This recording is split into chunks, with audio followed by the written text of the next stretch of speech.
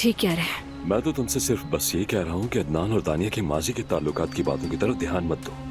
मैं इस खानदान का बड़ा हूँ और तुम्हारे साथ खड़ा हूँ, मगर औलाद के लिए इंसान कुछ भी कर गुजरता है। अदनान ईशा के लिए नामुमकिन को भी मुमकिन कर देगा।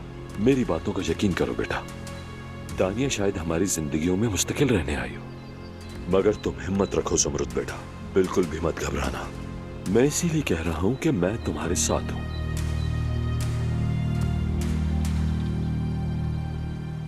तुम तैयार हो तो हम चले? कहाँ जा रहे हो? डॉक्टर के पास? जी हाँ, डॉक्टर के पास। बहुत जरूरी है, सेहत सबसे पहले आती है। खुदा हाफिज ज़मरुद बेटी। यहाँ डॉक्टर, वहाँ डॉक्टर, हर दर्द का इलाज बस डॉक्टर।